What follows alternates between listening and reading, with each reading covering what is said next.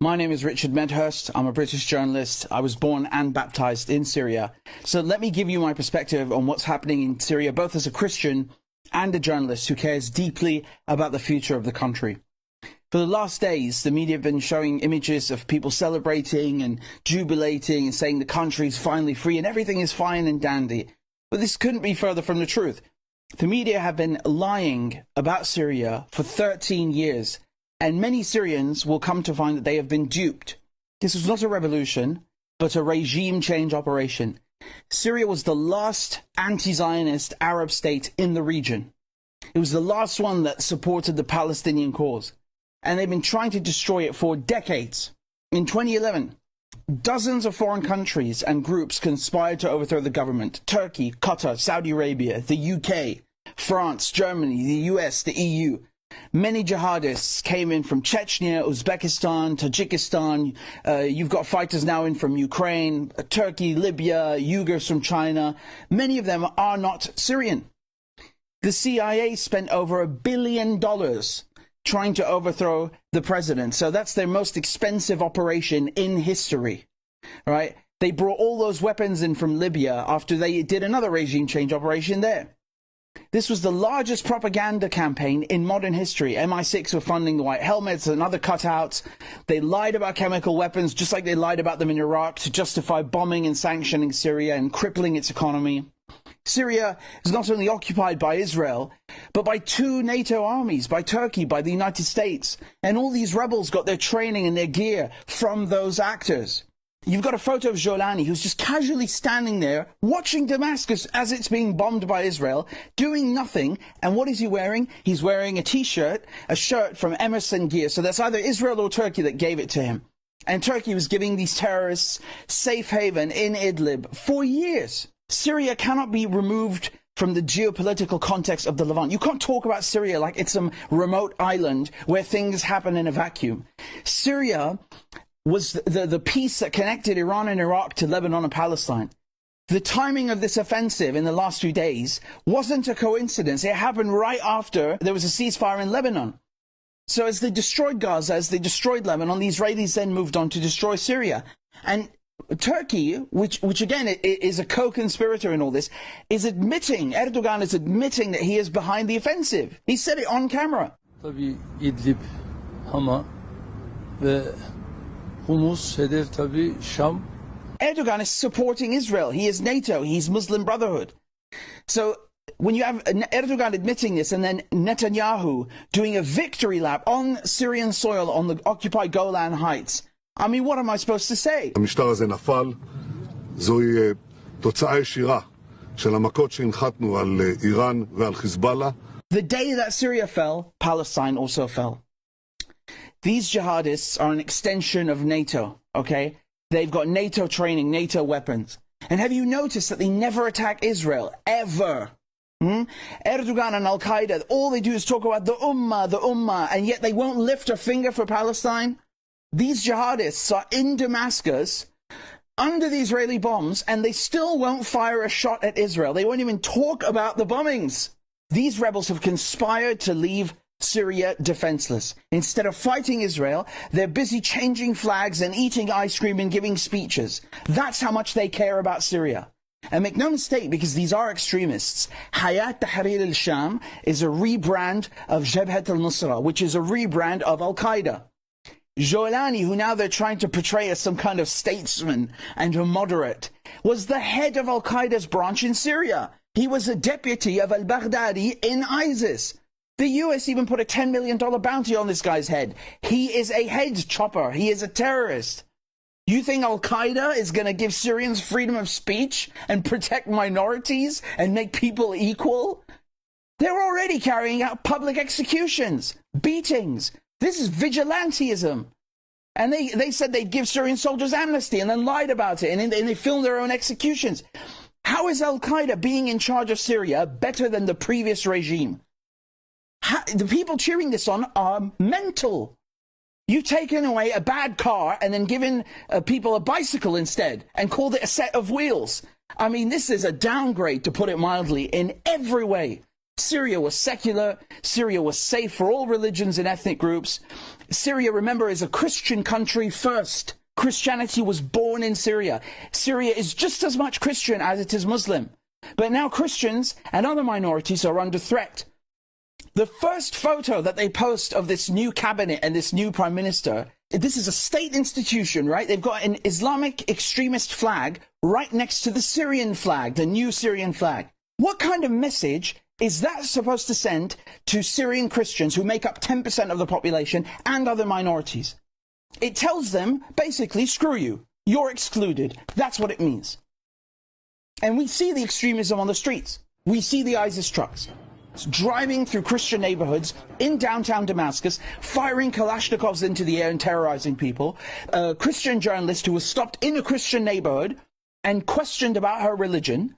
أجبرني أن أقول هذا الشيء. قال طلع فيه إنه أنت مسيحية علوية سنية مو سنية لا إنه شيعية درزية.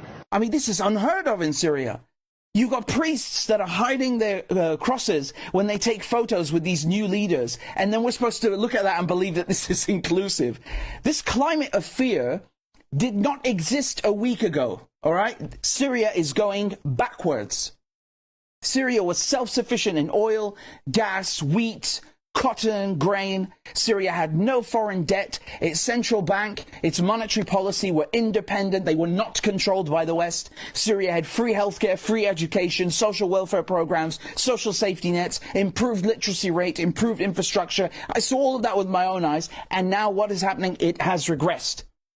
But as soon as this new regime in Damascus announced that Syria will be a free market economy, meaning come in, bring your foreign direct investment so you can control our monetary policy and our politics, what happens? The United States removes Hayat Tahrir al-Sham, meaning Al-Qaeda, from the terrorist list. Isn't that amazing?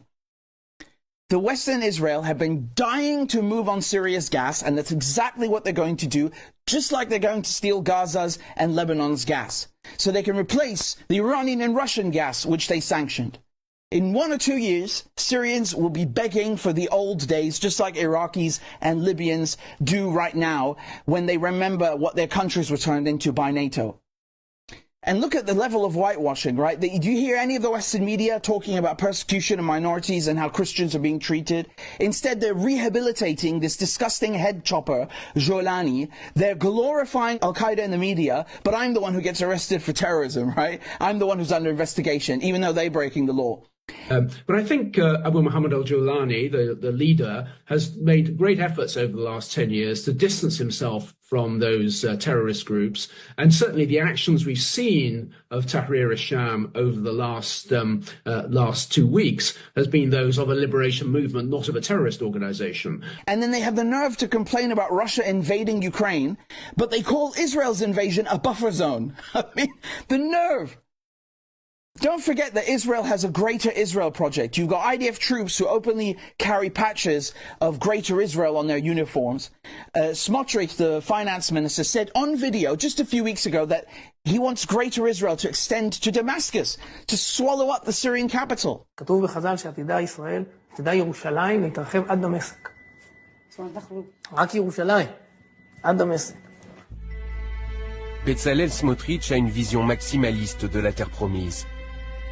Elle inclut les territoires palestiniens, mais aussi des territoires en Jordanie, en Syrie, au Liban, en Irak, en Égypte ou encore en Arabie. And many who are pro-Palestine are still too dumb to understand that there is an Israeli agenda in Syria. And don't forget, Erdogan had control of Idlib and was harboring all these terrorist groups that he sent on the offensive. Turkey attacked Syria from the north. Turkey's now moving its own troops into Aleppo. And Israel attacked Syria from the south, while the Americans are in the east occupying the oil. And what did Israel do? Israel took control of Mount Hermon, of Jabal al-Sheikh. This is the most strategic place inside of Syria. It's the highest peak. It overlooks Israeli troop positions. And they took it without a fight. They've taken an area of land now in the last 48 hours that's several times the size of Gaza. They have destroyed Syria's military infrastructure, missiles, tanks, planes, ships, you name it, research laboratories. This is Israel's largest air offensive in history. Over 400 airstrikes. Not a word from these so-called rebels who claim to be representing the interests of Syrians. Israeli troops are 19 kilometers from Damascus. And the irony is the Israelis pretend that, oh, they don't want the weapons to fall into the hands of jihadists. You're the ones who gave the jihadists weapons in the first place. Netanyahu was in hospital, in an IDF hospital, shaking the hands of these so-called moderate rebels who are Al-Qaeda and doing photo ops with them. They were giving them medical assistance. They were giving them weapons. They were doing everything in their power, acting as an air force for them in order to help them overthrow and topple the government in Syria. And now we've got reports of scientists also being killed and hunted down in Syria, which is exactly what Israel did in Iran. They are crippling Syria's defenses for generations.